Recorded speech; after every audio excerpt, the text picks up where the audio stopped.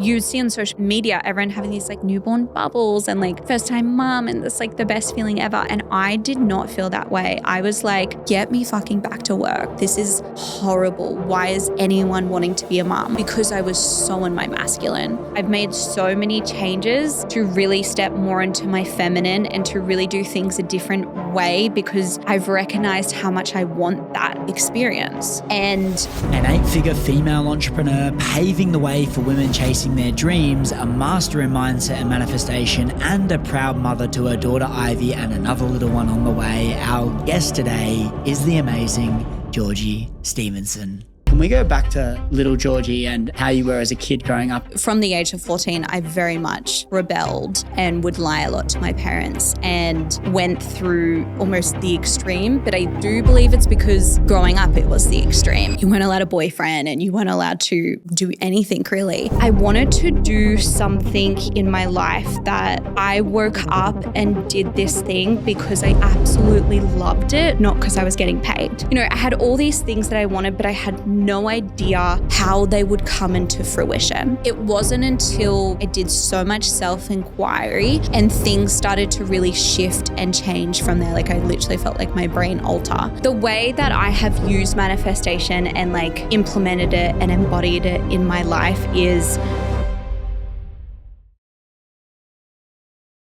Georgie, welcome to the show. Thank you so much for having me. Manifestation is such a fluff term. Why? I just think that it's thrown around in so many different ways and people use it as a tool for procrastination at times. But what does manifestation mean to you? I asked why just to fuck with you. But no, I totally get it. It's on TikTok. It's very trendy. You know, people will say, oh, I'm manifesting a Porsche. I'm manifesting this and that. And I can completely get why people can get like annoyed or think it's like airy-fairy. I guess manifestation for me, like the definition of manifestation is basically having a vision and imagination and drawing that from your mind into your physical reality. The way that I have used manifestation and like implemented it and embodied it in my life is more of a lifestyle rather than, oh, I'm manifesting this specific thing. And I think like the best way to describe it to you is I personally am a very like black and white person. I did a law degree. I love like, give me a process, give me go to A to B to C. That's like, I'm very analytical. That's how my mind works. And so I grew up and I was like, I'm going to do law because I first of all like wanted to do it because I watched Legally Blonde, I'm not going to lie. And then I basically just wanted to do something because I wanted to be financially stable. I saw my dad work really, really hard and he really both my parents, came from like nothing and, you know, built this life that I was like, oh, wow, you can build something and you can work towards something, but you have to work really, really hard. So I chose law. I did my law degree. But during my law degree, I really I was partying a lot of escapism, and I realized I wasn't actually doing something that I like innately wanted to do. It wasn't like filling up my soul. And so during that time too, I was doing stuff on the side with social media and fitness and, you know, working with brands. And I guess like my biggest manifestation story and a way of describing it that I feel like helps males, if I can say that. For me, I then I quit law. I didn't know what to do. And I remember for about a year, I was listening to a lot of like manifestation content, self-development content, and I just used to sit in like the feeling. I was like, okay, well, what do I want? And I wasn't clear on, I want to start a business, I want this, I want that, but I was clear on, you know, with my law job, I used to get up at 4 a.m. I used to go to gym. I used to meal prep. And then I started work at 7:30 in the city. So it was a very jam-packed day, hustle. Used to work till like 7 p.m. at night. Like it was like very, very full on. And I remember just being like, I just want to a morning routine. I want to be able to, do some meditation and work out and not feel so rushed all the time and not have my cortisol so high. And I used to have these sorts of things of how I wanted to feel. I also knew that I wanted to do something in my life that purpose-wise, I woke up and did this thing because I absolutely loved it, not because I was getting paid. Like if I wasn't getting paid and it was a hobby, I, would do it kind of thing. So I was like, I want to feel so purposeful in my career. I want to work with people on a level where, I can have deep, deep conversations and I can understand how their mind works. And, I had all these things that I wanted, but I had no idea how they would come into fruition. And, fast forward a year, I started Naked Harvest, which is my natural supplement business, started Rise and Conquer, which is my podcast self-development brand. And I really couldn't have told you those businesses and what I would do. But I used manifestation to figure out almost like a soul purpose. And I think that's what I use manifestation for. It's because I used to be a very goal-orientated person, but if you're doing SMART goals, you need to be specific. You need to know what you want. And I think a lot of people out there, they don't know what they want. They do things because Barry on the internet's doing it, because their mum wants them to do a law degree. And that's what I got stuck in. And so the way that I teach manifestation and have embodied it is you use these principles to basically be led, be supported, and work through life in a way that's not from A to B, that's not SMART goals. Does that kind of make sense? Like that's how I use manifestation. It's not like, how do I manifest this physical material item? It's how can I live my life? And now the way that I kind of describe it is when you're manifesting and you're truly in the flow of manifestation, it feels better than you could have imagined. And so like my life and what I've achieved and who I am now and what I do, like 21-year-old Georgie, she wouldn't have been able to like strive for it. She wouldn't even know what it was. She wouldn't even have the clarity. And so manifestation really changed my life in that way. And I use it in that way. So you mentioned principles just then, that those principles, and you also mentioned manifestation is a lifestyle. Do you know what does that mean specifically? Do you know? So for example, one of like the last steps of manifestation is surrender. And I'm a control freak. Like I grew up a control freak, and it again has changed my life because, for example, my favorite saying is like life is happening for me. And so, things could be absolutely going to shit. Like last year, me and my husband went through a really tough time with infertility. And I could have completely stayed in victim mentality, completely let it consume me, completely spiraled. But it's like something that kept me going in that journey was, it's okay, Georgia, life happens for you. This is a challenge. This is a lesson. This is shaping you into the person that you want to be. And so I think a lot of the principles in manifestation have helped me become such a better person, have helped me like deal with life and like teach me these principles that I'm able to move through life in a different way and become a person that I'm really proud of, that feels really, really good to me. So surrender, it's kind of removing it the way even I see it. Surrendering to it is removing the tension that you're building up towards things as well, like letting life be a bit more easygoing, flowing. Is that what you'd be saying? The way that I describe surrender is we can be so ignorant. We can, maybe the word's not ignorant. Sorry, I am 16 weeks pregnant and the baby brain, like I swear I'm like, cannot articulate myself so great that I have a podcast and I'm on a podcast, but look, we'll get through. Let me know if you know a different word. But I guarantee so many of us think we know what's best for us and we know what we want. And the way that I describe surrender is like I personally believe in like the universe, spirit, God, that sort of thing. And so when I'm in a moment where I need to surrender, I think of it as I have a toddler, so I have a 3-year-old. She's beautiful. Her name is Ivy. And she, like it's 8 p.m. We're about to go to bed and she wants a lolly. And I'm like, babe, we can't have a lolly. We can have one tomorrow once you've, played a bit and we wake up. And she's crying. She's hysterical. I want a lolly. And for her, that's what she wants and that's what she's focused on, and she can't see anything else. And me as the parent have to do what's best for her and be like, no, trust me, you're going to have the best sleep, and then tomorrow you're going to really enjoy it and you're going to use the energy to go play and annoy dad. It's going to be really fun.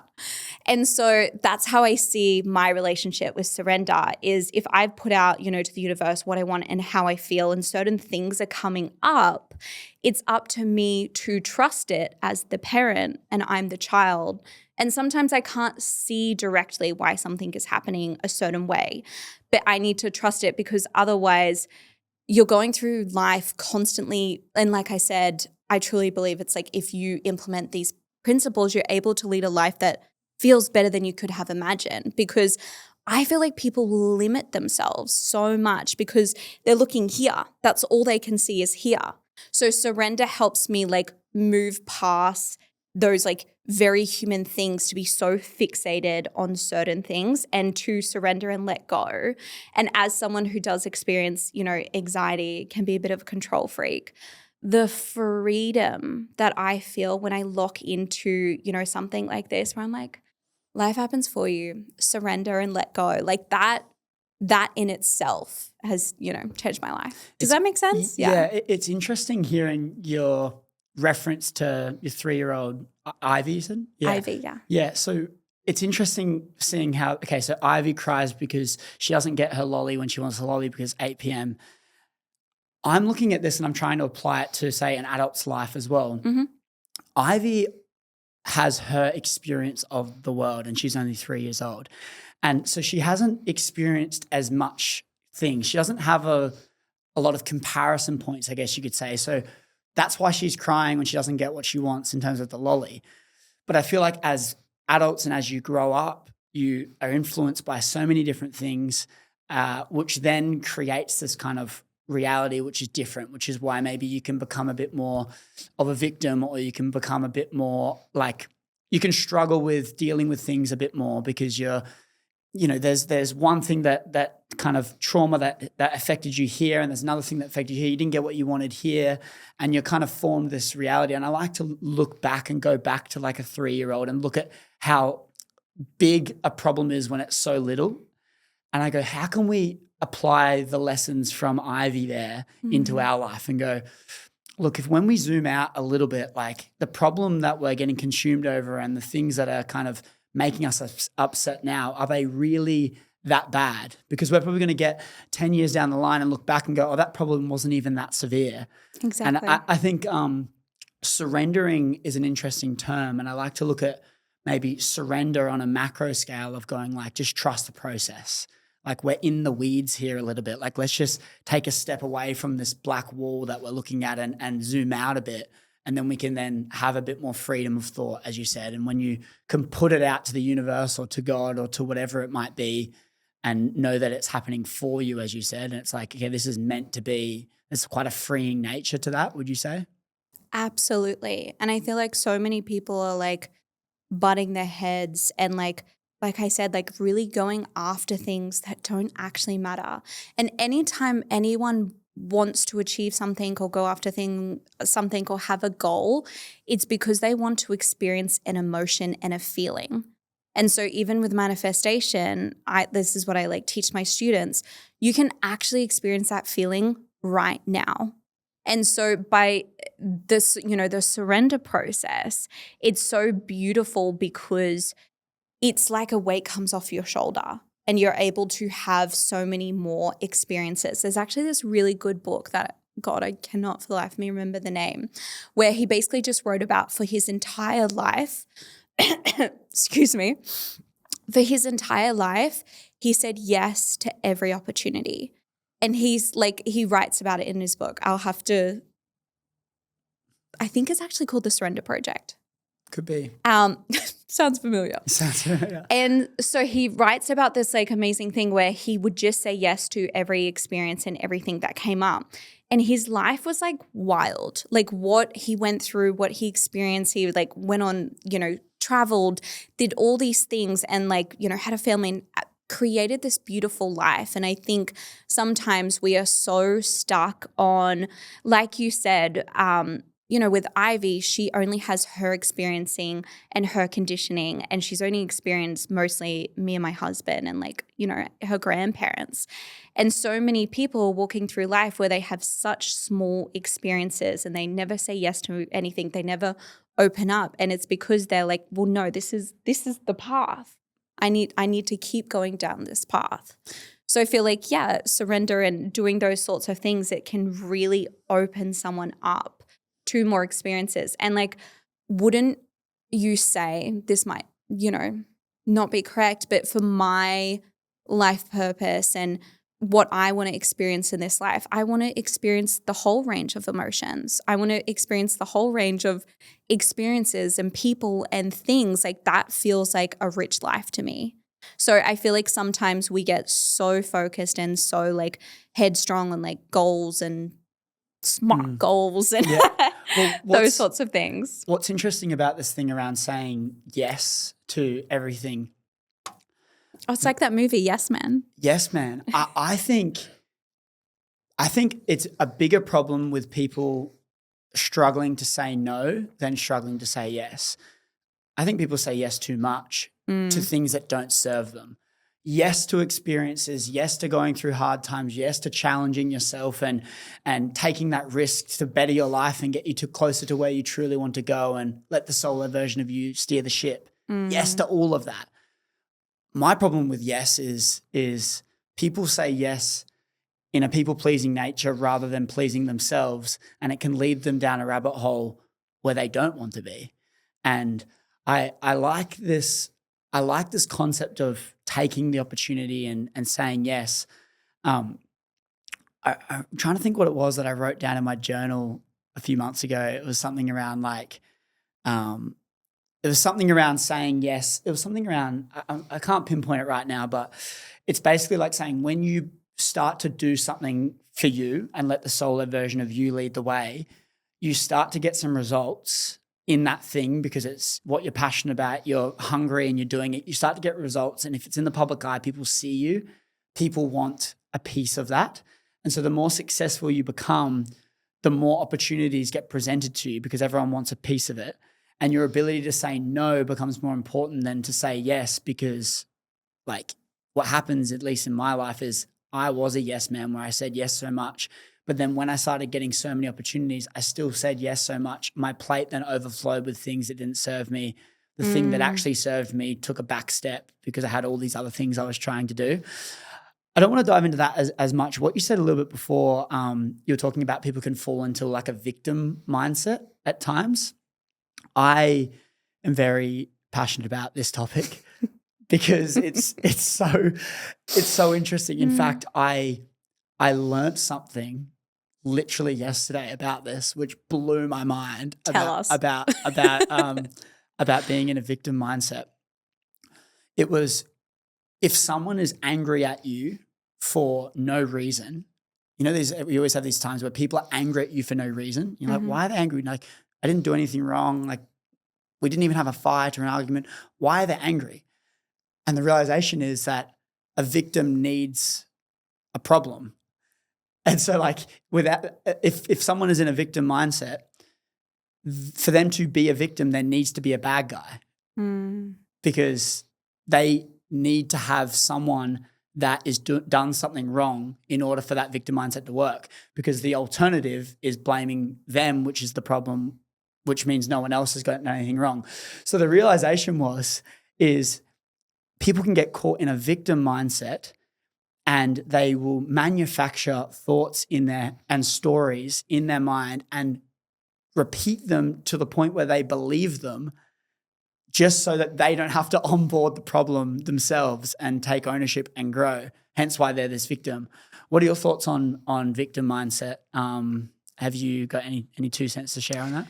Well, you know what's interesting with that, because I've heard about that too, is you know what actually happens is they have like hormones released. Like when they blame other people or they get to sit in that feeling of like, well, this has happened to me and this is my life, they actually will have dopamine or certain things released, which is why they are in this loop and they're constantly chasing, you know, people to blame or that sort of thing. So it's hard because they're actually like addicted. There was actually this really good podcast and it was I think it was Diary of a CEO, and they were talking about how people are addicted to drama. And it's like literally like they're addicted to reality TV, but even like drama in their life. And it's because of, you know, this hormone loop. So absolutely that makes complete sense. And I think, well, that's even like I had the other day someone asked me, because, you know, on Instagram, and I'm sure you get it too, and especially as an influencer where I do share a lot of my life, you know, I do get comments and judgments and people getting angry about certain things where I'm like, I'm literally just expressing myself. I'm just showing my life. But what really helped me was realizing that how anyone feels or like what they say or their judgments literally has nothing to do with you and everything to do with what they're processing, their conditioning, basically how they see the world. And you could be like, I'm sure there's a lot of people who, you know, look at your content and they're like, oh, he's just fucking an idiot with abs, or, you know, like he's just like this spiritual dude, or I, you know, make certain judgments. And it's because, for example, maybe they want abs, or maybe their partner has said like, I want you to be more deep, or you're triggering something in them that they either want or that they have themselves that they don't like. And so it's like, I love like watching comments and I love when people say certain things to me because I'm like, oh my God, I know your trauma. Yeah. I know your wounds, because anything, a lot of people also, if I talk about money mindset a lot and abundance, and it's something I'm very passionate about, and I can get people so triggered because money is triggering. And it's so interesting because you can really see their conditioning. You can see the experiences that they have had. And like the best thing you can do is realizing that it's nothing to do with you and their lens of how they see life. Yeah. And that's what I love about victims is like and that's why you have to be so conscious of like who you're surrounding yourself with, because they're usually so like in the depths of their own mind and their own stories and their own conditioning that it's hard to like bring them out of it. Yeah, and that's one part of your message that I love is the mirror concept of like people want to blame the mirror for what they see in it, but it's really like what they're seeing in it is the problem, and everything is reflecting your problems and your insecure, all your goods and bads, everything. It's just it's reflecting all of that. It's the mirror is offering a harsh truth in a sense, but that victim mentality is blaming the mirror, not the actual thing that's reflecting back at it, which is fascinating. You're obviously you've got a lot of depth with like everything. Obviously, we've been diving really deep, which is really cool. It's really cool. And I'm always fascinated by where that stems from. Can we go back to little Georgie and how you were as a kid growing up in your teenage years? And of course. And then we can kind of have a bit of context from where this all stemmed from, because I've got a few other things I want to dive into, which I'm just curious from what we've been talking about today. Yes. Well, thank you so much. We're pausing the show for just 1 minute. I am not in the attire that I normally record podcasts in, and that is because I'm about to go to the gym. And when I go to the gym, I wear nothing but Gymshark. I absolutely love these guys. And if you've not heard of Gymshark, you're probably living under a rock. And that's because they are the leaders in the world, and they have been for such time now. I only wear the blue one because it brings out my eyes. That is a joke. Chris, shut up. These clothing is amazing. They feel so good. If you guys want to try out any of Gymshark's products, you can go to the link in the description or the show notes below. And if you use code Chris Griffin, you'll get 10% off your entire order. Once again, go to link in the show notes or the description below and use code Chris Griffin and kit your wardrobe out and get some new clothes for you to wear at the gym or on your Sunday long run. I'm going to go to the gym, but you guys get straight back into this episode. I remember being younger and that was like such a huge thing. I remember just wanting, like I was that kid who was like, why? My parents were probably so annoyed with me. Yeah. I honestly just had like a very normal childhood. I have 3 older brothers and like I said, my parents really like came from nothing and built an incredible life for us. But, you know, my parents worked a lot and, you know, we were Jehovah's Witnesses, which is a religion. And it's interesting because in that faith it's like I've honestly like blocked it out a little bit with like what we believe because people are like, what's the religion about? And I'm like, oh, we stopped when I was about 14. But it's like, I'm like, I couldn't actually tell you. Like I went to meetings every weekend. And you can't really brush over it too because it's quite an extreme religion too. I know people like, oh, but yeah. And I think people think of Jehovah's Witness and they go, oh, they're just the people that knock on your doors. They are. That's what I did. Wow. You would go around and knock on the doors? Yeah, every Tuesday with my mom. And it was an interesting dynamic though because my mom was a Jehovah's Witness and my dad wasn't. But he was very supportive of her. And so us kids would go to church with her, but he wouldn't come. Was it a Christian church? Or what's the? Yeah, I think it's Christian. Again, I'm like, I don't know. It's so fascinating. It taught me really great morals though. It's so fascinating how your mum can be, because I had I don't know if you know Jogo, maybe not. I had Jogo on the show and his family, it's a different religion, but it's a combination of Jehovah's Witness and Jewish. It's like a really extreme religion.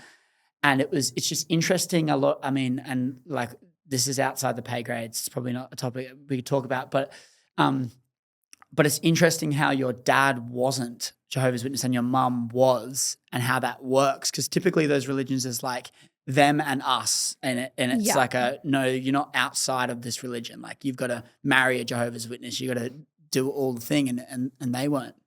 Well, it's interesting because my mum only started when I was about 3 years old.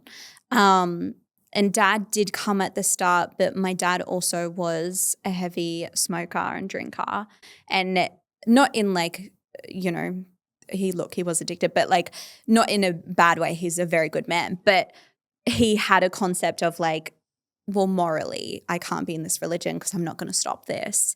And so it was like a really interesting dynamic, but it was fine. It taught me a lot of like great morals. It taught me about God and those sorts of things. I personally don't do religion anymore. I think because it was very strict. And for example, things like, you know, no sex before marriage, and even the concept of like, I was thinking about this the other day of like Adam and Eve and how Eve kind of like tainted Adam and made him, you know, like ate the apple and all these things. It was just, again, it can be quite extreme. And so, for example, I stopped when I was 14 and then I went through probably like 6 to 10 years of being then heavily the opposite way of going out and partying and drinking and like being like, I can do what I want when I want, and rebelling, I guess. And because my parents were quite strict growing up, it was very, you weren't allowed a boyfriend and you weren't allowed to do anything really. And so from the age of 14, I very much rebelled and would lie a lot to my parents and went through, almost the extreme. But I do believe it's because growing up it was the extreme. And so sometimes like extremes, I believe can just create that effect, which if you have a certain personality in children, like my personality, and honestly, I see my daughter and she has the exact same personality, I'm like, that's not going to work with her. If I keep on telling her all the things she can't do, I know she's going to end up doing them because I did the exact same thing. But in saying that, I am such a person, again, I don't go into the victim. And I had an amazing childhood. Like, look at me now kind of thing. And I truly believe anytime you have different experiences, like my brother often sometimes gets a bit hung up on the whole, like, because we didn't have Christmas or birthdays, and he can get like a bit upset at my parents. And I'm like, I talk to him about it, and I'm like, look, yeah, we didn't get Christmases and birthdays, and obviously we have children now, so we see how like important these milestones are for them. But I was like, we got so many other things. And I truly believe anytime you go through like certain challenges or hardships, there's always benefits. There's always something that shapes you and makes you the person you are. So any time that has happened in my life, or having like a bit of a weird childhood or anything like that, there's always benefits. Or even if you had a normal childhood, there's benefits. So I look at because you talk about the progression from being extreme growing up and then not having. Did you go through that? No, I didn't. My family was very easygoing my whole upbringing, which, they all have their benefits and negatives to it. But when I look at it, it's this extremity which kind of led you to want to be rebellious, because you're like, I'm sick of just being conformed in this thing. So then you went against that, and then next minute you're down this rabbit hole of just doing whatever you're doing, and then I'm assuming you came back around. But I look at those times as well, like say the rebellious times. For me, I had a phase where I was rebellious, but we just did stupid stuff, and it was like weird jokes and like egging cars and all these sorts of things, and hanging out with people that would just be really weird. But I look at that and I go, a lot of my social skills, a lot of my humorous nature came from those years. And so, yes, like I wouldn't want my kids going through that. Yes, that probably wasn't the best thing I could have done. But then I look at it, and so much of my character was formed in those times. And so do you think that would be the same for you when you were in those period where you're sneaking, not telling anything to your parents, partying and doing all the thing? Absolutely. That's why I'm so funny. Exactly right. I actually had one of my work girls, she lived in Melbourne, and she came up. She worked for me for 3 years, like from home, never met her, and then she moved up to the Gold Coast. And that's actually something she said. She's like, you're a lot more funnier in person. I'm like, really? Does that not come out of my social media? She's like, no, not at all. I'm like, I need to incorporate that. But absolutely, you learn those certain things. And for me, and that period of my life, I actually really also see it as, because now I am so committed, to my daughter Ivy, to my husband, to my businesses. And for example, there are people my age, I'm 30 for context, who still go out and still drink and party and, do certain things. And that's great. And that, obviously serves them and whatever. But I almost feel this thing of like, because I went so hard when I was younger, I don't have any of that need, and I'm just like not interested. And so it almost served me in that way of like, I did that season of my life, and it was so much fun. And definitely there's some things that obviously I regret and I would not want Ivy to do. But yeah, it like shaped who I am, and it made me really appreciate, I guess, what I have now and how stable I have now, and like, my relationship and my businesses and those sorts of things.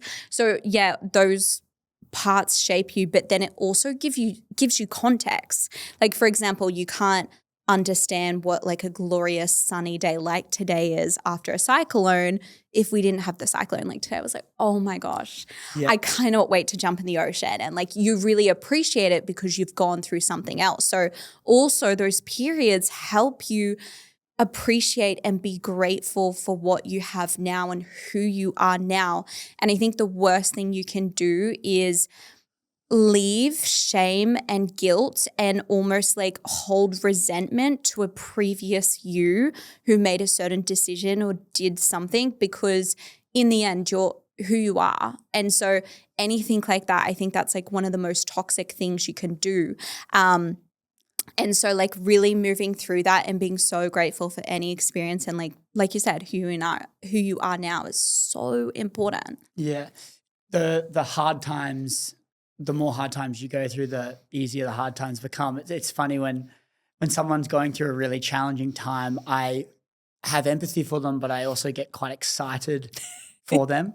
You're a sicko like me. It gets so exciting because like the answer to an easier and happier life is more pain.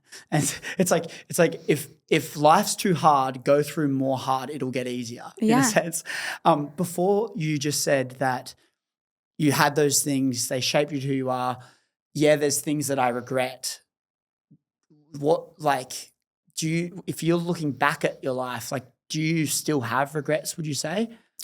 Oh, no, I don't regret it. Like, oh, definitely like certain things I'm like probably not the best character, Georgia, or like, you know, those sorts of like small things. But in saying that, I truly believe everything happens for a reason. And so like you're allowed to have, you know, somewhat regrets, but it's more the feelings you have around it. So it's like, if I could go back, you know, if it's like hurting someone or just being a bit of a shit human, of course I would go back and not hurt that person. But also it's more important about how you feel about that experience. And so you're allowed to regret it, but you can't hold the shame and guilt around it. So like a big thing I actually did with a coach a couple of years ago was go back to previous times and clear through EFT tapping or certain protocols, feelings of guilt, shame, and those sorts of things around certain experiences, because we don't actually know like how much they then shape the future or how much like they can hold on, they can fester in your body. So it's like there's definitely some things where I maybe hurt someone or like just wasn't the best human. And that's even, I talk to my work girls and I'm like, honestly, if you met me when I was 21, you probably wouldn't like me because I'm so different. But how cool is it that you can literally tomorrow recreate yourself? Yeah. And I guess on that is, yes, if you could go back in time, you would do it differently. But the irony of that is the only way you had that realization of you would do it differently is because you made the mistake in the first place. So you've sharpened the sword on who you are. You've built and developed your character by doing the thing. So there's no actual regrets. Yes, you would take your life if you had to go back, you would do it differently. But at the same time, it's like you don't regret it because it's helped shape you to the person you are today, who you're proud of. When did the things change for you? Was it when you met Tim when you were 17 or was it way after that? God, no. I'm so lucky that, The way you said that as well, it's just like, God, no. No, honestly. So he's a bit of a trooper too. Or was it? Oh, he is such a trooper and he's a good man. And he's so good because we met when I was 17 and he was 21, so he was a bit older. And, you know, he had to endure like my 18 stage and everything and he stuck through it all. So good man. But I feel like the change really happened when I was doing my law degree. I want to say like about like 23, 24. You know, a lot of the partying days was over. I was doing my law degree and I started listening more to fitness podcasts because that was more what I was into, and then like slowly was moving towards like mindset self-development. And I remember just absorbing so much content and really start questioning things and being like, you know, like, who am I? How do I feel about myself? Do I think I'm a good person? Do I, you know, like all these questions, and getting so curious about who I am and like the world around me. And like, why do I think I need to do a law degree to make my parents happy or to like feel seen in society? Why does it feel like unless I'm achieving things at a rapid rate, no one cares? Or like, you know, those sorts of things. Why am I like killing myself to look a certain way where I'm actually unhappy all the time? And it wasn't until, probably 23 to 25 where I did so much self-inquiry and things started to really shift and change from there. Like I literally felt like my brain alter. And it was like consuming just like so much content. Was there a catalyst for that change though? Is there anything you can pinpoint? Because yes. For someone to go on such a self-reflective journey like that, I feel like there's got to be a moment where you go, things need to change. Or was there anything? I think it was definitely like maybe some moments around like when we were, partying a lot and going out a lot and like just waking up on the Sunday and just being like, what the fuck am I doing? Like and it was my best friend who, I've had since, we were 13 is like, we say this thing where you've kind of had the same night 100 times once you've been out, like, and you're with the same people in the same environments. And I noticed, for example, I loved going out and getting drunk because I would have these like deep conversations with people. And I noticed I couldn't get vulnerable unless I was drinking. I couldn't like have fun. I also, like I said, was control freak. I used to be so anxious around like my uni studies and that sort of thing. And I noticed like I couldn't feel free. I couldn't feel vulnerable and all these feelings unless I was drunk. And I was like, surely other people are experiencing something different. Like this doesn't feel like what it's supposed to be. So that was probably a part. And then also there was a part around, because I worked in a law firm for 4 years during my degree and when I had finished, got my certificate and everything. And I was looking at, the lawyers, and I worked in this amazing law firm, did all sorts of laws. And I'm looking at the lawyers who have like achieved what I'm supposedly set out to achieve in like 40 years. And I'm like, do I want their life? And like, and really having that moment where I'm like, is this what I'm doing everything for? And I truly believe like your people, your expanders, your mentors, everything like that, you want to like love their life. Like you want to be obsessed with their life. And I saw their lives and I just was like, fuck, this is like, How disheartening is it? Like almost like, oh my God, I don't think I could do this. I don't know I can go my whole life with this. And it felt really bleak for a while there. And I felt really stuck and I felt really like, what am I supposed to do? Because I've just done a 6-year law degree and I like don't know if I want to do this. And it wasn't until I had those moments and I actually started to feel my feelings and I started to feel like, yeah, like, is this what I want? Is this who I want to be? Why is everyone doing everything this way? Why is, that in self-inquiry. And I think it was a mixture of those two moments that were like my aha moments. And also, I'm not going to lie, let's bring something else in here. At this point too, I've been on social media for like 10 years and I was like kind of like an original who used to post like before and after photos, and that's actually how my account grew back in the day.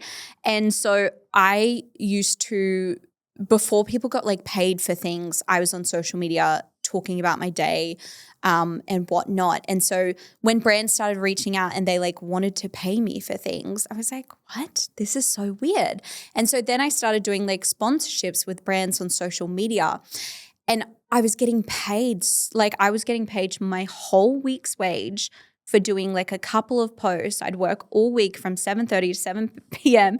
and, get this certain amount of wage. And then like someone would pay me that for like 2 photos. And that was also a moment that altered my brain where I was like, the concept that I have of like working for money and how things are supposed to be and like everyone in this rat race, it's not actually true. Everyone just does it because that's what they think they have to do. And so I think having that side hustle and like that really opened my mind and expanded to me of like, I don't actually have to do what everyone else is doing. Otherwise, I'm going to have everyone else's life. And do I want that? Mm. You were saying that you did the law degree for your parents, in a sense. Hey, it is Monday morning and you know what that means. It means I just received my Papa Macros delivery for the week, and Papa Macros has been an absolute game changer, and let me tell you why.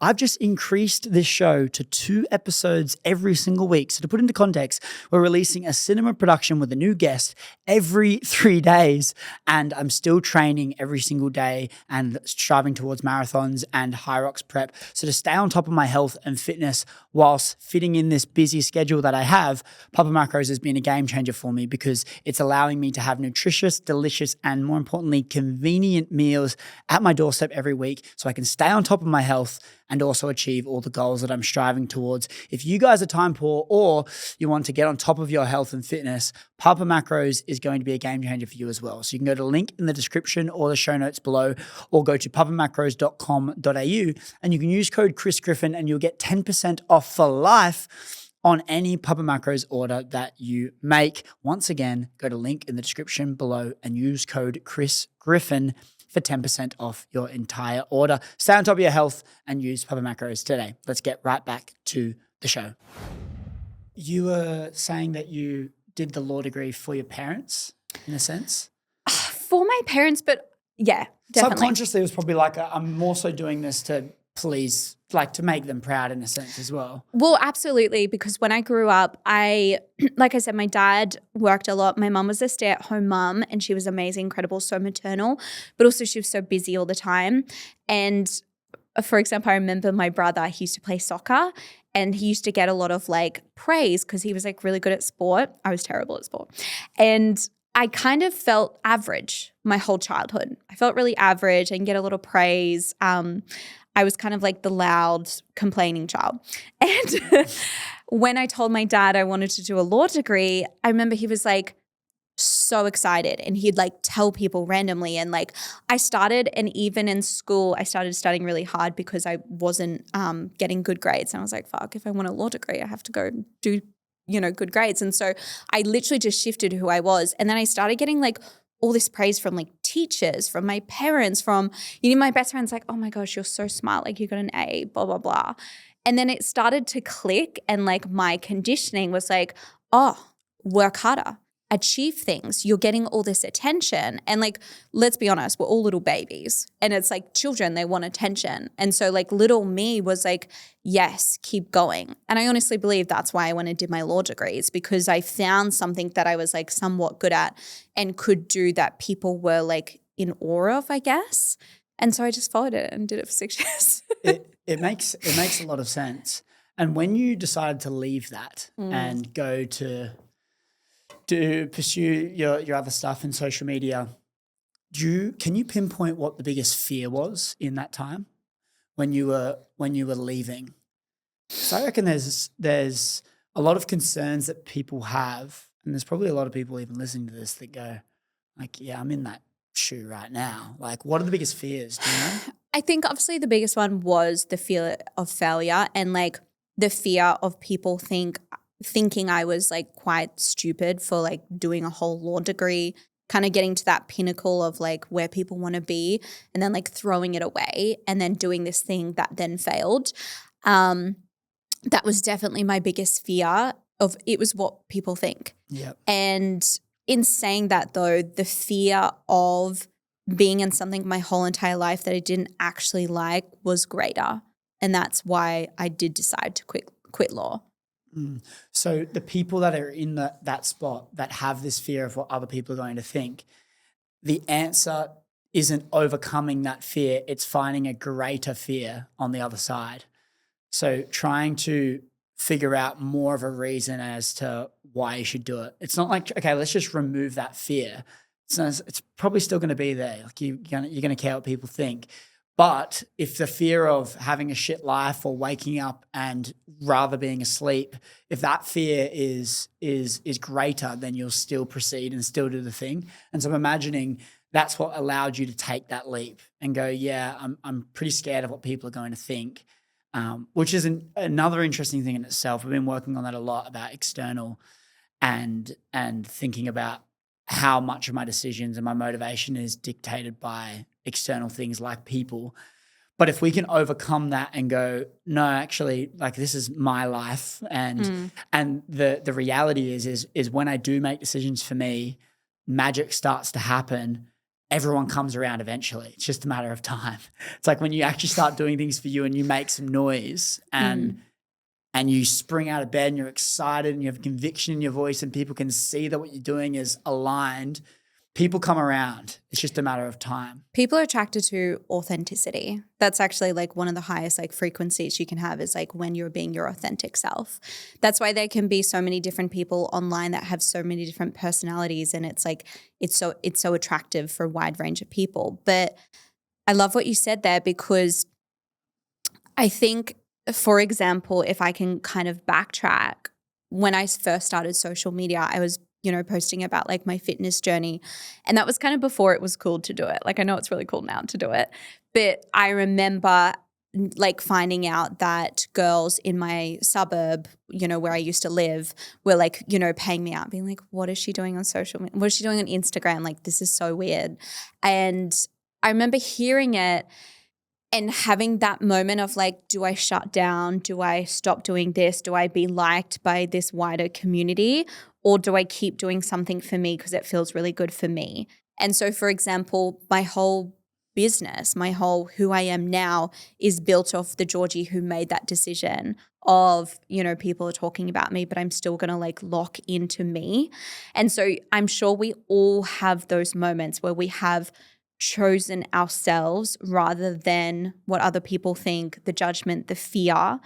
And it's about like kind of backtracking and like feeling into those moments and then practicing that continuously. Because like I think back to her and I'm like, thank you so much. And so like even now as a 30-year-old, there's so many big things, like it's almost like so much more to lose now. But anytime I lock into myself and like lock into what do I need, what does little Georgie need, what do I want to do, rather than the fears and what people think, you almost can't fuck it up. Yeah. And when you start doing that, more people come around because you gravitate. The energy you give off is like one of those girls DM'd me like the other day and was like, love what you're doing. They all do it. Blah, blah, blah. And I was like, it's a typical thing. It always happens. You mentioned authenticity there just before, how it's about being authentic. I see that as well a lot if your social media doesn't reflect who you are and they're polar opposites. I think there's a major insecurity problem within yourself because you're trying to portray someone that you're not. And I love unless your in person's better than the online, like yours. Apparently you're more funny. I honestly, like, I think I was still funny, but maybe she didn't catch it. Yeah, exactly. But like there's an insecurity problem because you're trying to show up in a way that you're not. And so you might post things that you say you love, but you in reality really don't love those things. Or you had a horrible day, but you post how amazing your day was or your holiday or whatever it might be. When I see that, I go, poor person, like you're battling demons because you've got things that are like you maybe want to be perceived as, but then your reality and they're completely different. Absolutely. And I think, well, like you said, it's hard because in life we are taught, it's like that innate feeling of, way back in the day of like you stick with the tribe and you want everyone to like you, otherwise you're like dead. So it's like we do have this like internal feeling where we do want to coexist and we do want people to like us. So I can understand why it feels so hard. And for example, in high school, I was such a sheep.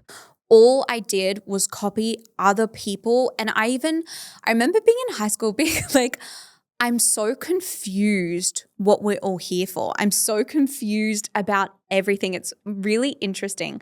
And I look back and it's because I was never told about, well, you have feelings and you have, this soul and you were such an amazing person and like lock into yourself.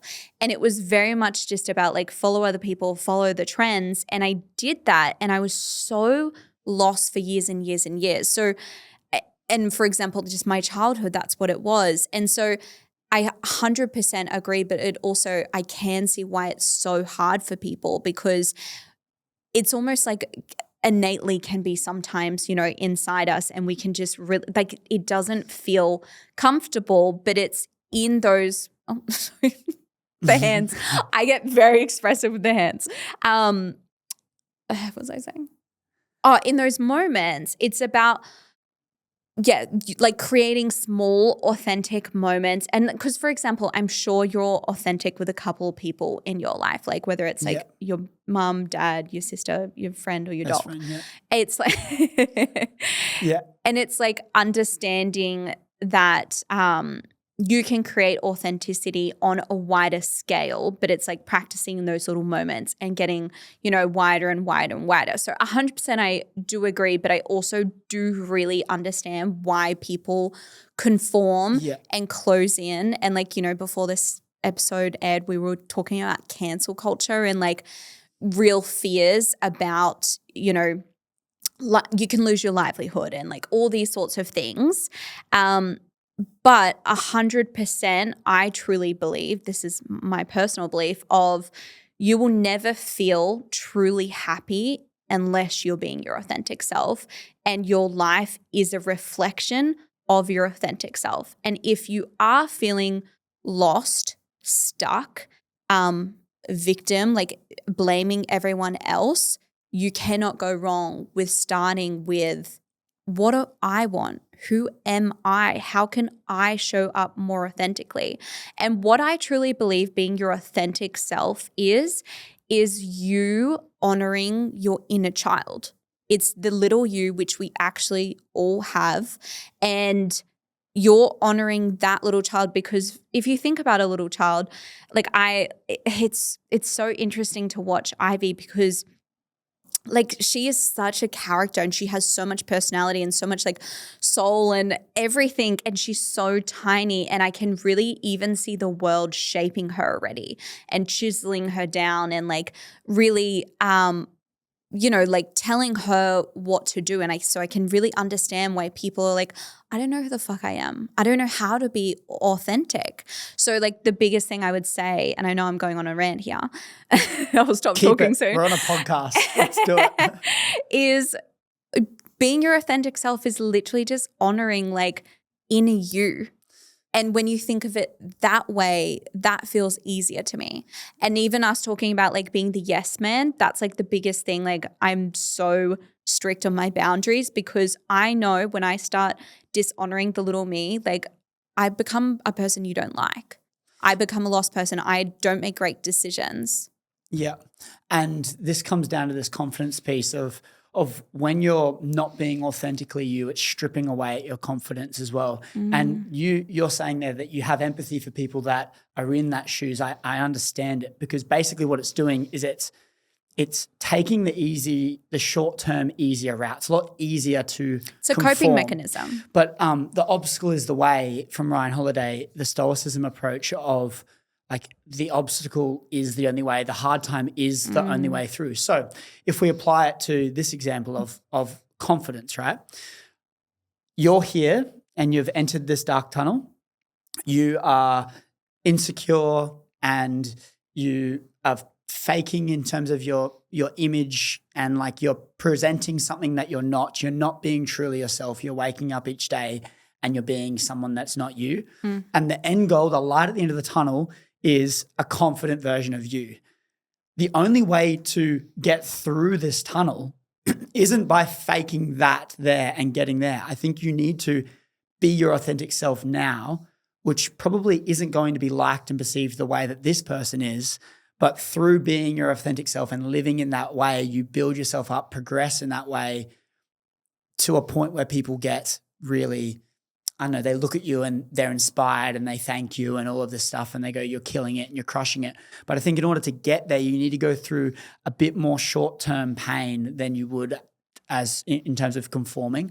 On that confidence piece though, you said a quote, and I need to fucking read this because it's the best thing ever. You referenced a quote. You said, if someone says, go fuck yourself, would you want to?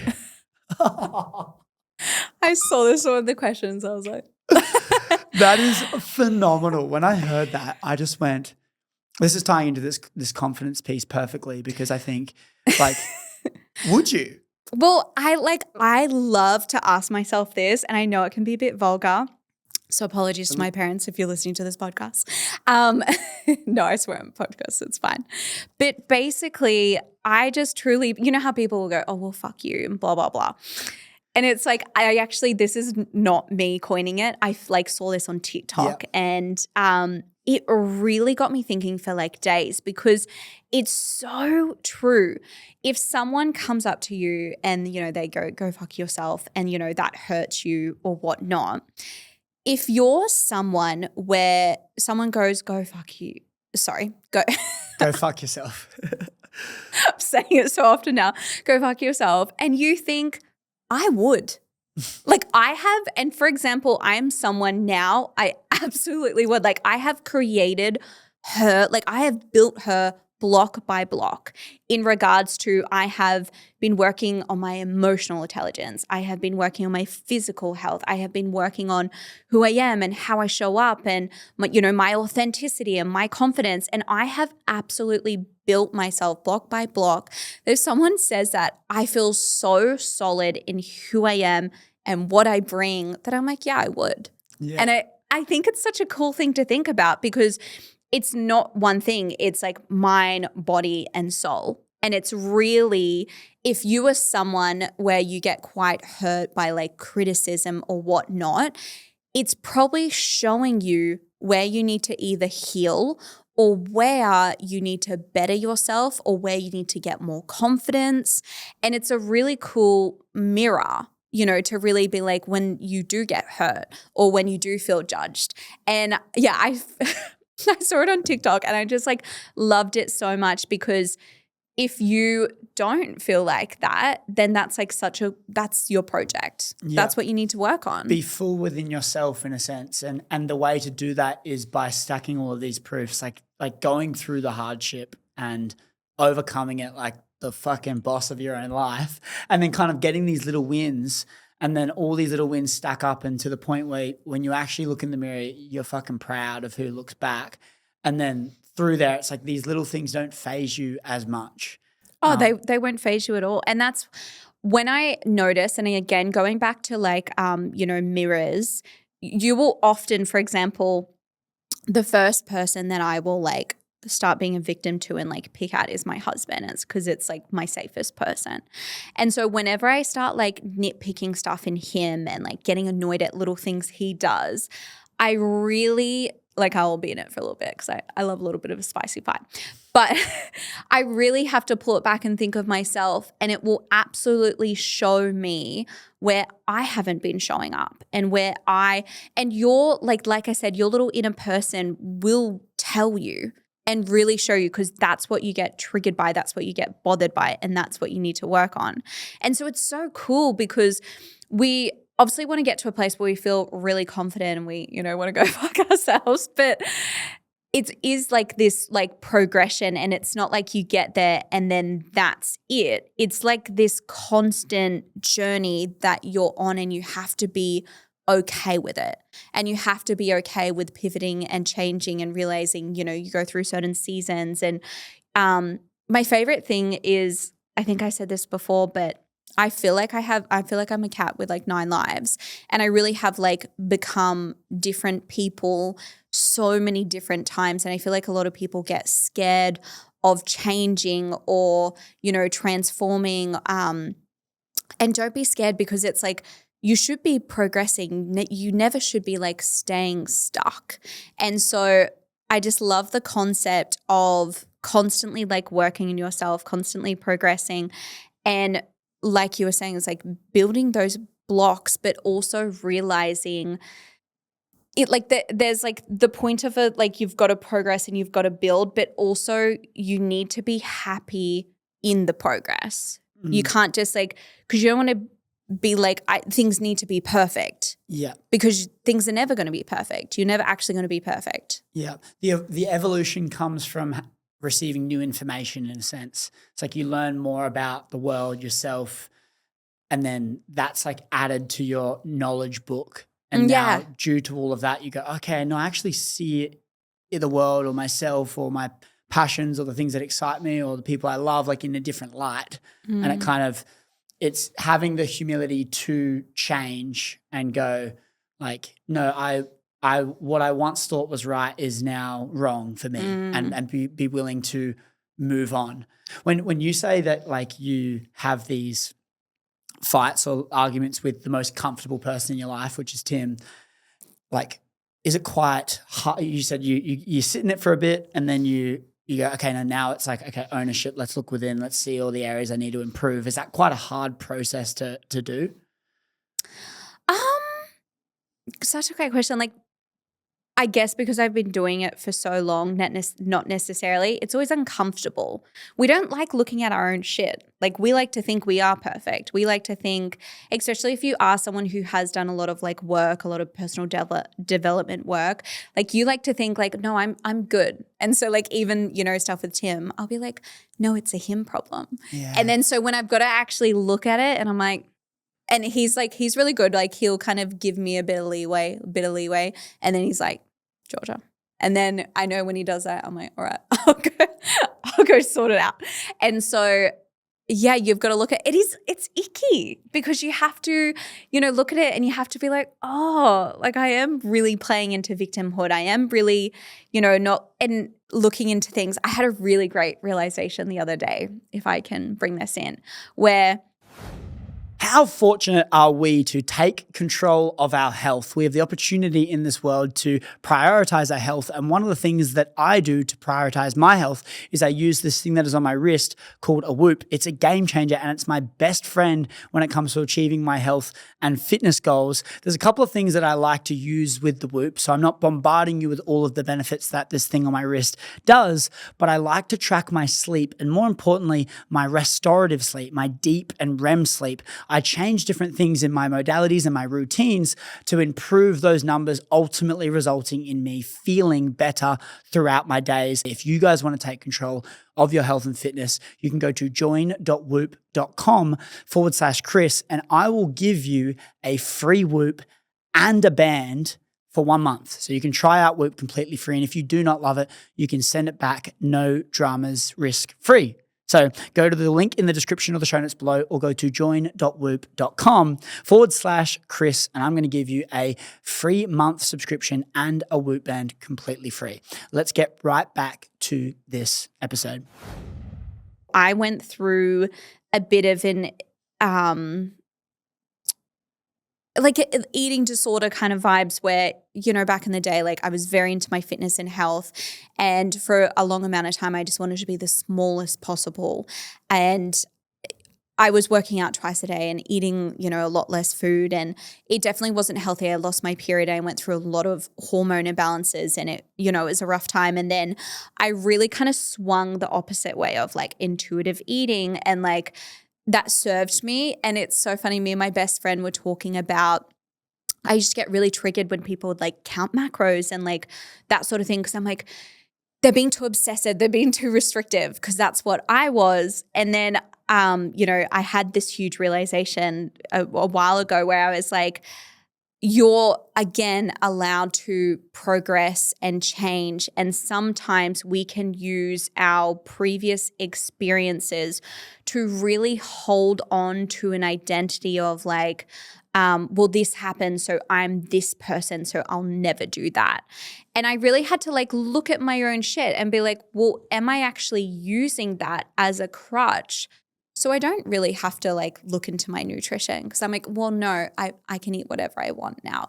Do you know what I mean? Like, yeah. And that's like a part where I had to look into it and I was like, oh, that is like, that's a bit icky. Yeah, the identity piece. Yeah, the identity piece. That can trap a lot of people. Yeah. And so like I had to look at it and be like, oh no, that is actually probably to the point where it maybe didn't serve me or like I'm using that. And lots of people, your message is your message. So something will happen in life and they will like really use that to shape everything else in their life. They will use it as a lens, to like then shape everything else in life. And you have to be so careful of that because is it coming from like a very authentic self or are you almost like using it to almost get away or not show up as your best self? Because I had to be very honest and I was like, look, I probably am like using it as like a bit of a, I don't have to worry about that, but not in like the healthiest way. So I don't know if that makes sense to you, but it was such like a moment where you have to shine a light on your shit. And again, I love what you said about be okay with being different and being a completely different person. And I remember saying on my podcast a while ago, like, if I'm still doing this in 10 years' time, I hope you guys listen to the podcast and you're like, who is this person? Like, I hope I am a completely different person, because I should be contradicting myself. Like I said, I've been on social media for like 10 years. Like, if I'm still that 19-year-old posting, before and after photos, like, I hope I contradict her. Yeah. And that's how I even feel now with like a year ago on my podcast. It's like, I probably say contradicting things, but that's okay. Why are we so scared of changing our minds? Like, it's almost like we need to have this hill that we die on. And that's just something that has really helped me, is like opening up and like looking at my own shit and being okay with changing and contradicting myself.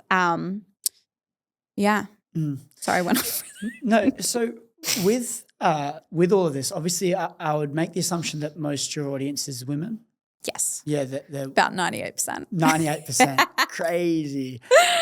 So there's about 60% women listening to this show. Maybe more for this episode. Love. But you obviously talk a lot, and you'd be sharing a lot of insights for women, because they're listening to your show and to just following you along your journey. You've obviously been with Tim for 13 years now, coming on, which is crazy. Is there anything you've learned about relationships that you like to share to people? Any key lessons that you've learned and managing this balance of having like a male in your life and then your career and your business and everything? Is there any key lessons that you like to share?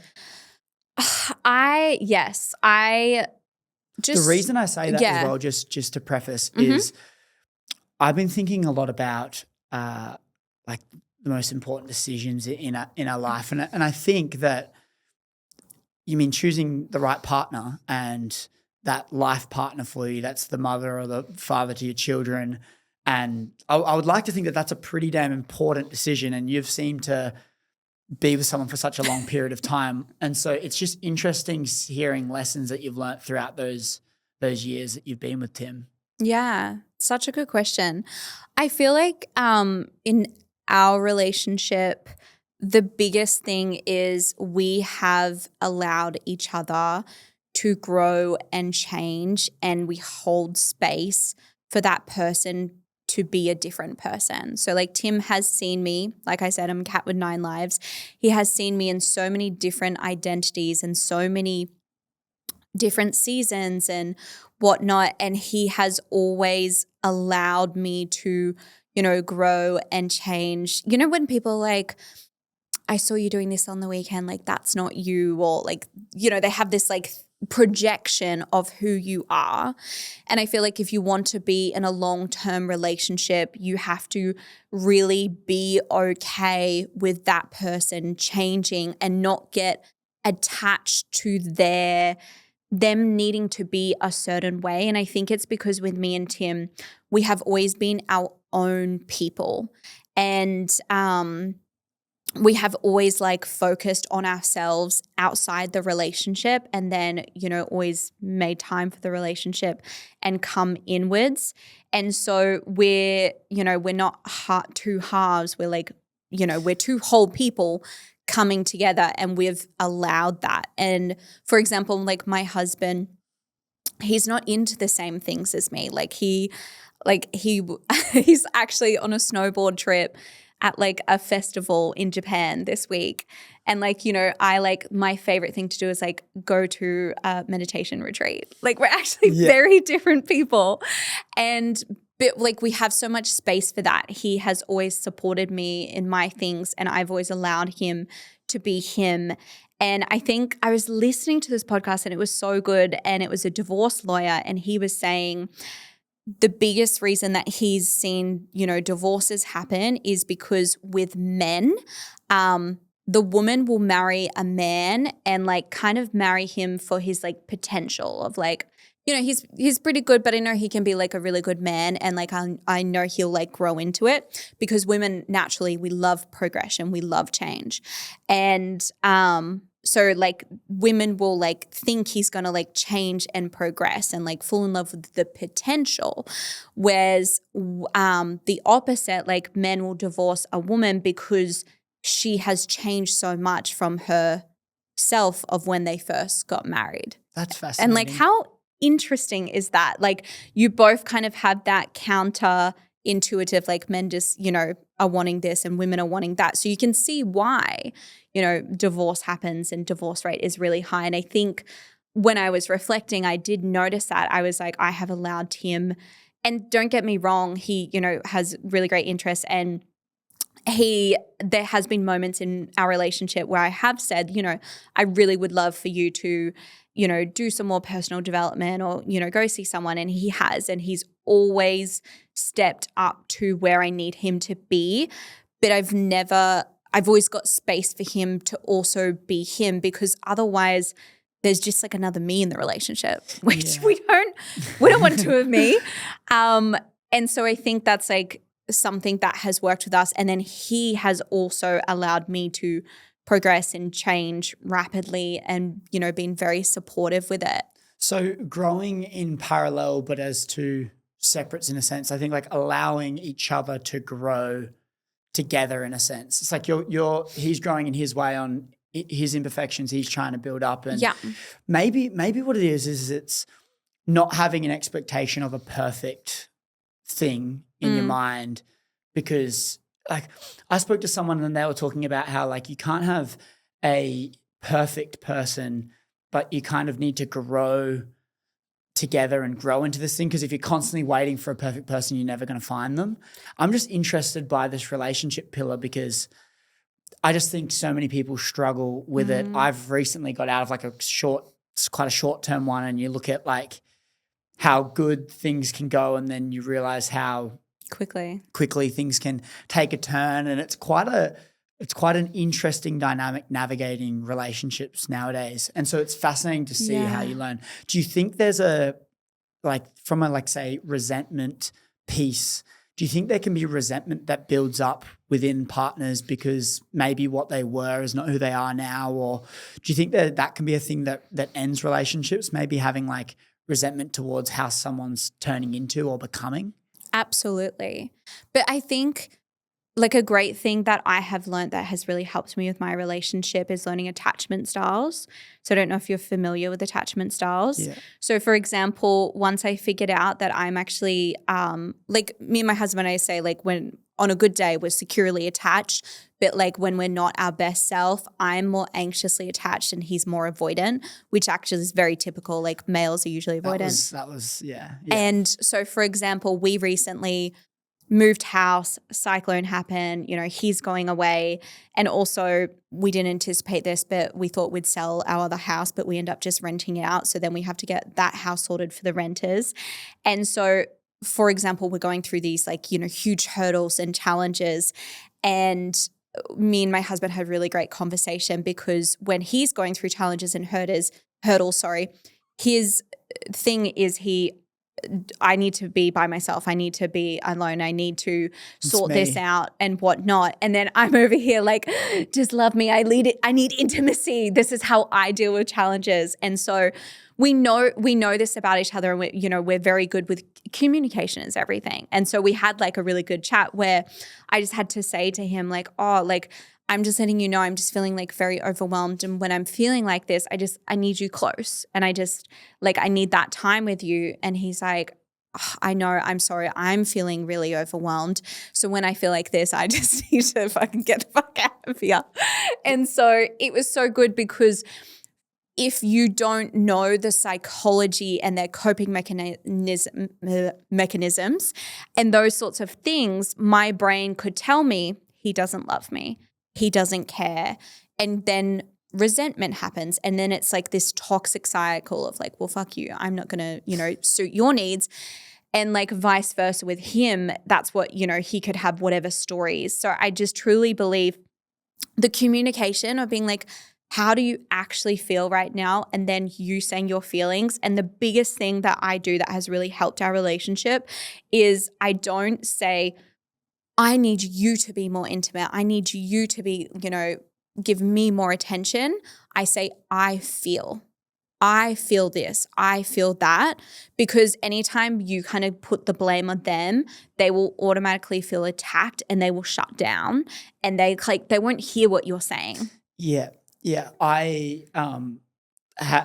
the same, the avoidant and anxious thing. It was so profound for me realizing that. What's the answer though? Because there's communication, but you still want to be close and they still want to fuck off. And so is this something that you can do? Like you go, like, role play here. So let's do it. So like I'm the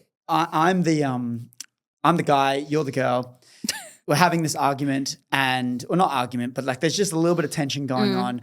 I'm avoiding. I've got a massive plate of to-dos and work to do. So I can't deal with that right now.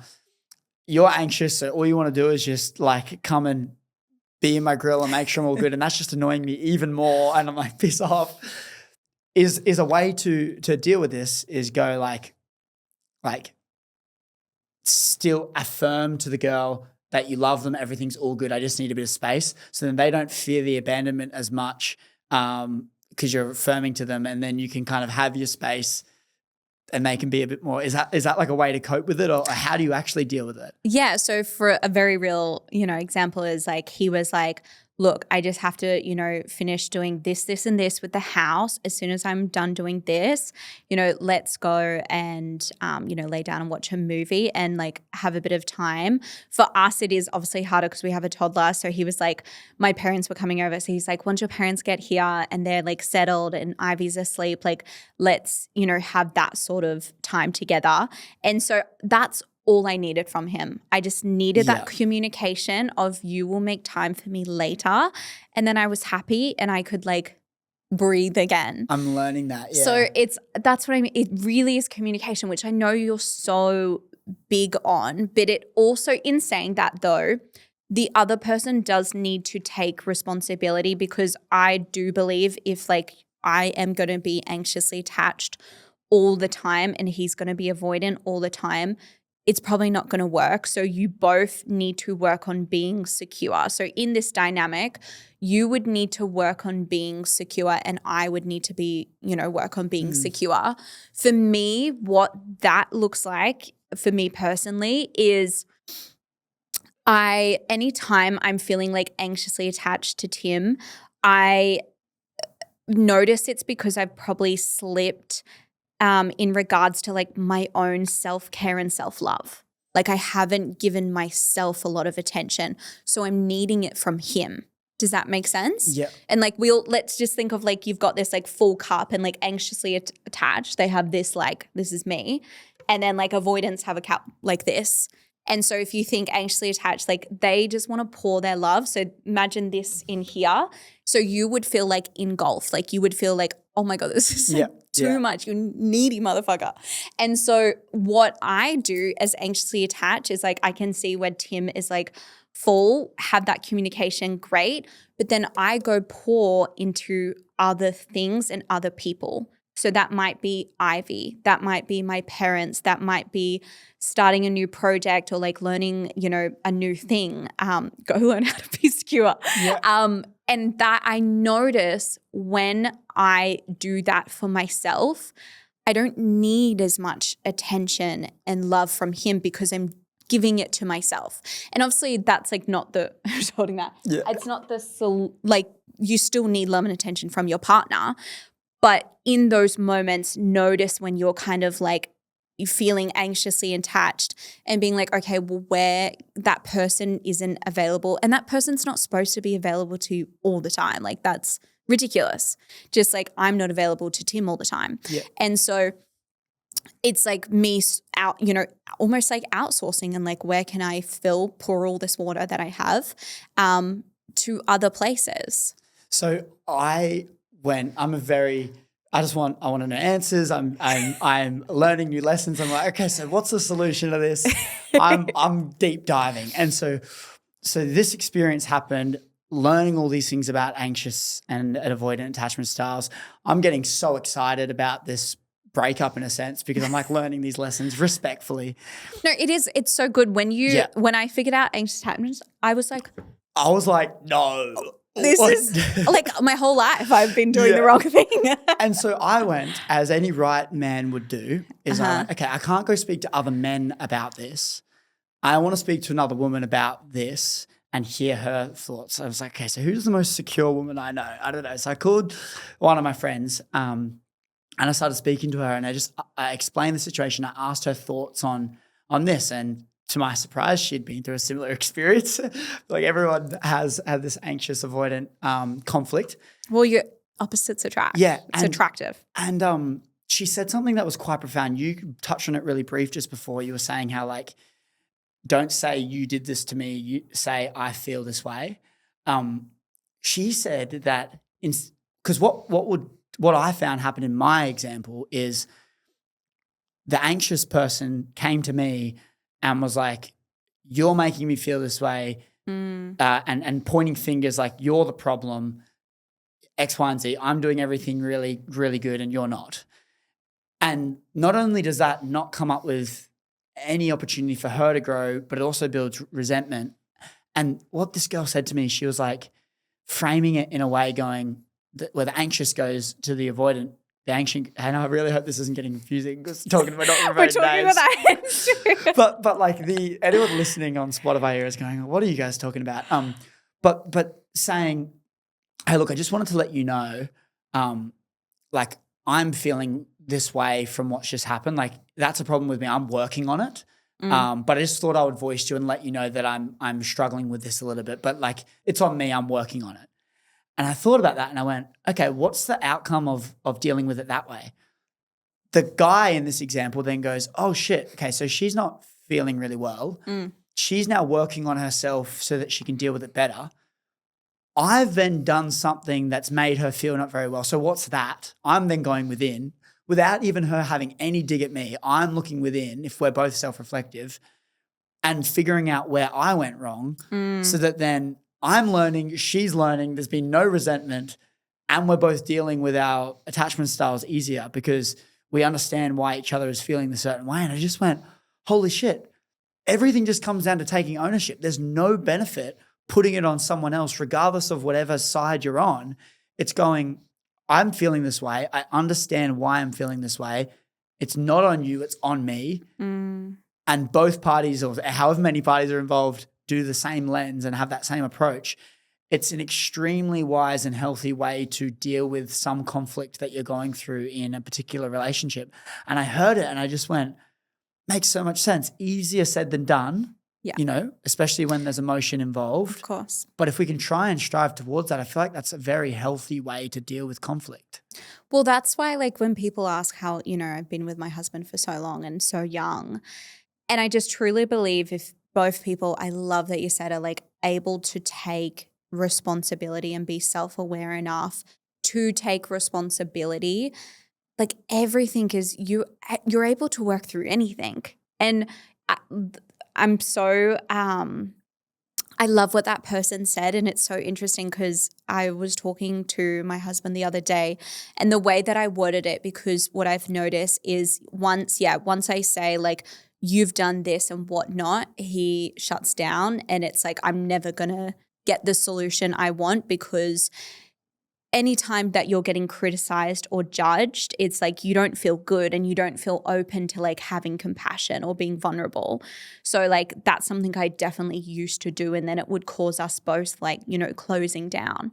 And so when I was like talking to him about this issue, I said, hey, I know your heart and I know you would never want me to feel this way, and I know you love me so much, but when you did this is how I felt.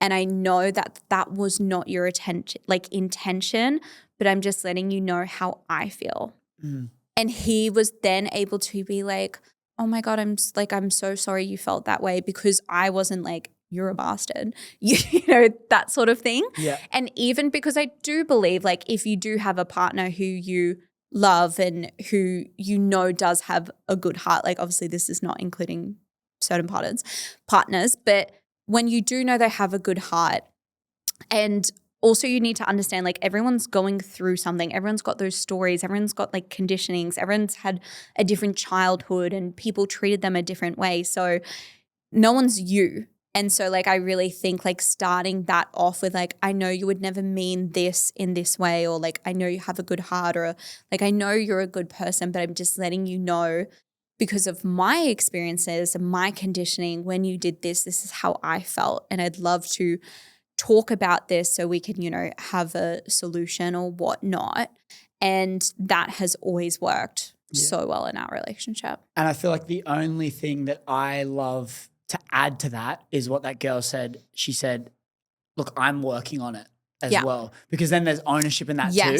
Yeah. And I didn't say that, but good. And but like I think it's great though, because like I just think taking ownership is so attractive too. When I see someone taking ownership, if we can both, it's sexy. So sexy. And I just go, go get it. Like let's go.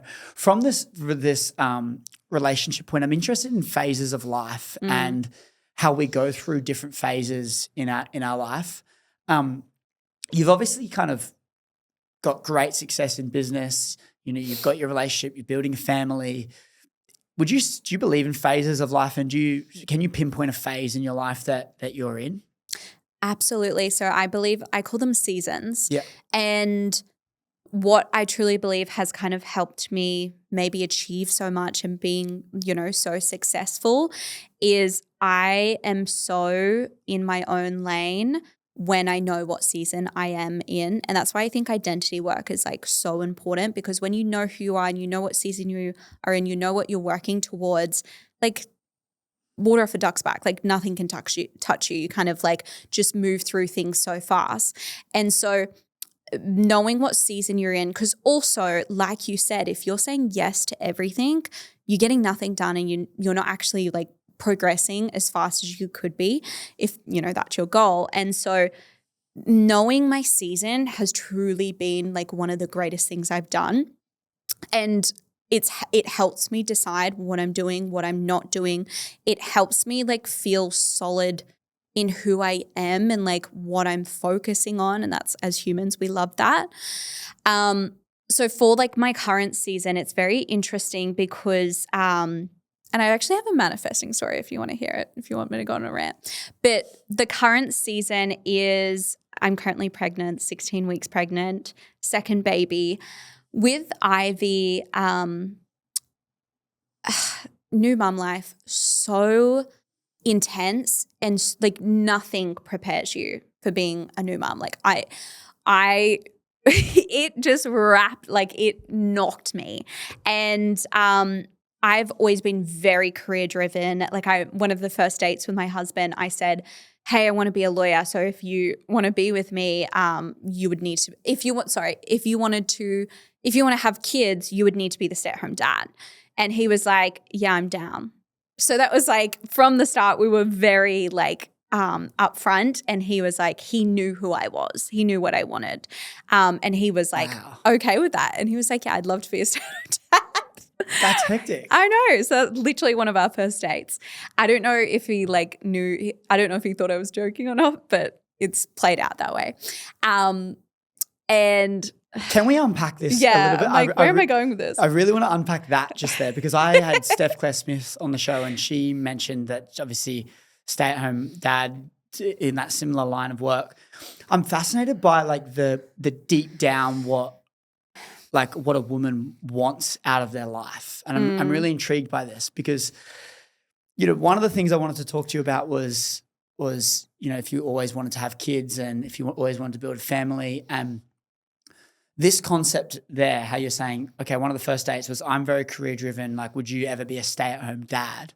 That's like really leaning into your masculine there in a sense, so and masculine. Like so masculine. It's like, and I think it's great, and it can work so well. But a lot of the time, I've found through speaking with people, I'm very curious on this topic, where deep down they don't want that, but they've kind of been influenced in a way on their life where they feel like they need to, because they don't want to be reliant on anyone. They want to have independence and all of this. And then what happens is they can lean so far into the point where they go, I don't want kids. I don't want this. I don't need no man, all of this stuff. And it can get really like kind of, I would call it toxic.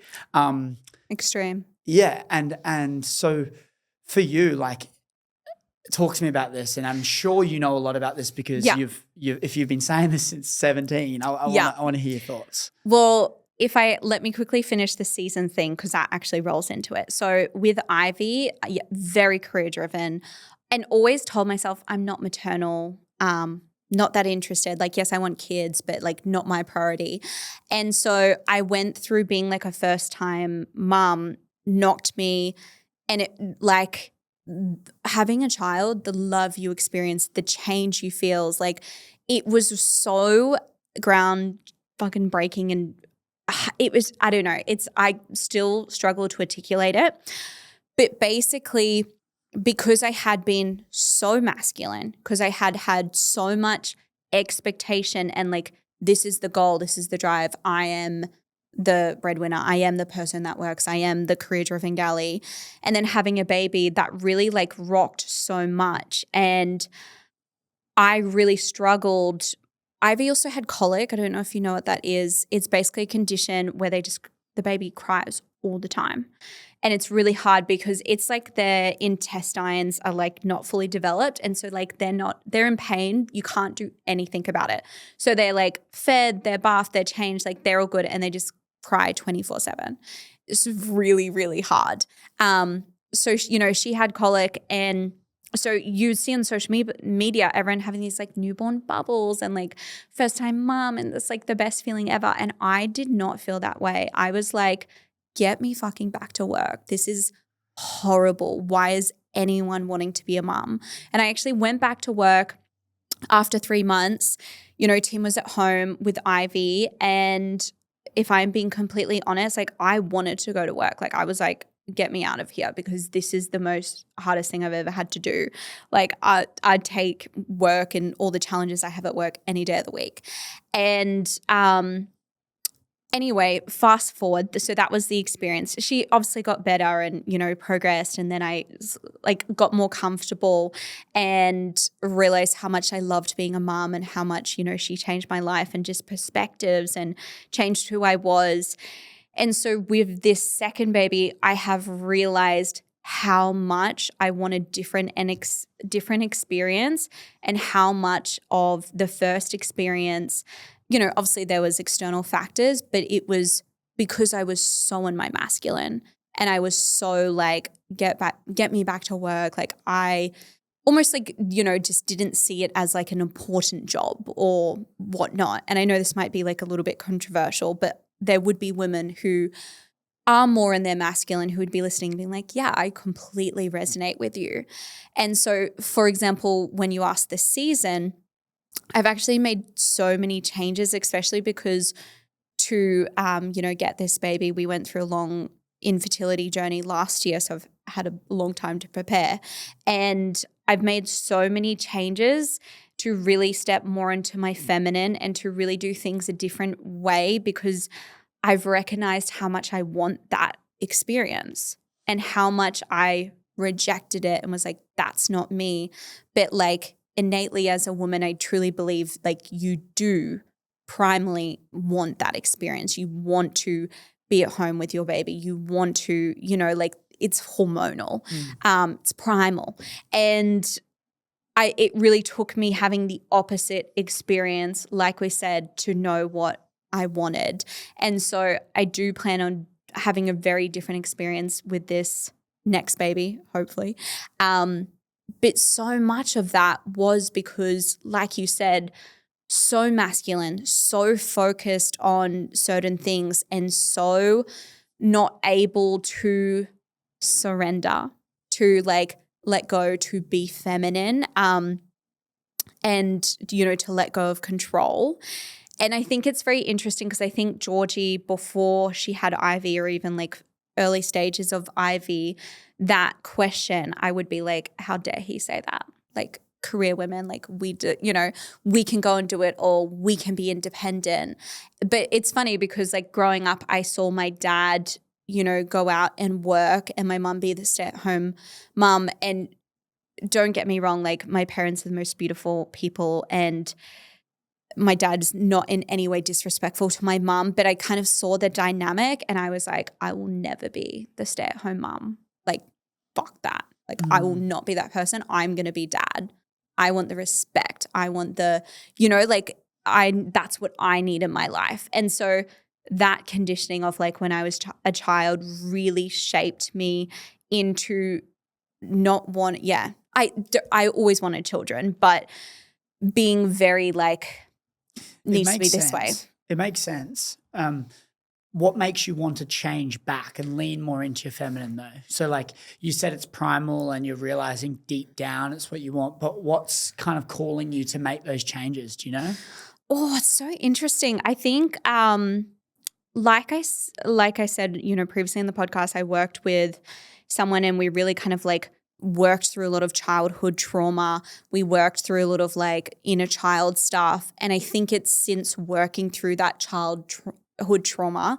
And when I say trauma, like not big T trauma, like, just seeing the dynamic of my parents, like there was anything like, serious, but working through that and realizing how much armor I was wearing and how much, armor I was wearing to be a certain person because I wanted a certain reaction and certain attention and a certain way in life.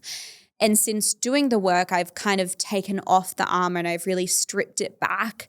And I've been like, I do want a different experience. I do want to be at home more with this baby. And don't get me wrong, I still want to run my businesses and I still want to do podcasts and, stimulate my mind and provide for my family.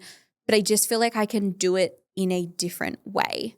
And I feel like, again, my whole purpose in life is I do want to have as many experiences. I do want to know all parts of myself. I do want to, feel all the emotions. And so with this second child, I have just felt like this deep, I want a different experience. I want to feel more maternal. I want to have the space and capacity to step more into this, feminine identity. And I can reflect and look back and I did not have capacity for that. Like even if you think about, I would have told you I'm not stressed, but if you think about the stress, because my partner had already, quit his job and worked within Naked Harvest, I already had the stress of I earn the money, I provide for the family. And like any male who has that stress, they don't also have a stress of looking after the newborn. They just go to work.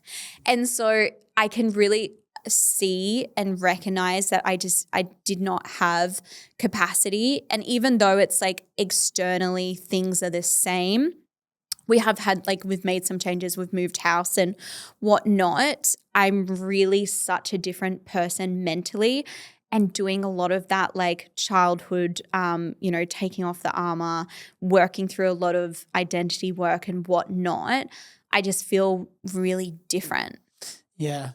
It's led you to where you are today, which is great. Like all of those experiences, it's cool that you've been able to come around to this. I look at people like my mum and Was your mum a stay-at-home mum or a working mum? I mean, she didn't do like a lot. She didn't do like a lot of work, but she wasn't a stay-at-home mum for her whole life. But I look at my mum now, later on in her life, and her biggest thing is like her children and her family, and it's her purpose in life. Yeah. And I look at a lot of older women as well, and it becomes their purpose in life, having these kids and this family, and it's like when they wake up, that's what they're thinking about, and they want to call them and stay up to date. And I look at people that are in this state where they don't feel like they want kids, and I just worry about when they get older and what do they have?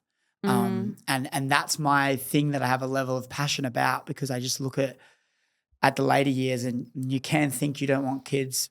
Another thing as well, and mostly women here, I might be hated after this, but like most of the women that don't want kids don't have a loving partner. They're single a lot of the time. And it can become a coping mechanism, because there is a time frame that you're running out of time, and it could be like, I'm not going to say I need these kids because it might not happen, and so it could be like a coping mechanism, not wanting kids. And then if they find a partner, then all of a sudden they want kids and stuff. So there's a lot of other elements, but I just look at this life that we're building and living, and I just go like, if we zoom out a little bit, like deep down, I feel like you do really want to have a family, but there's something that's masking that along the way. Absolutely. But also to like, be the devil's advocate, I think in, those women who don't want children or whatever, I can understand from the perspective of because even having a child now, they need so much from you.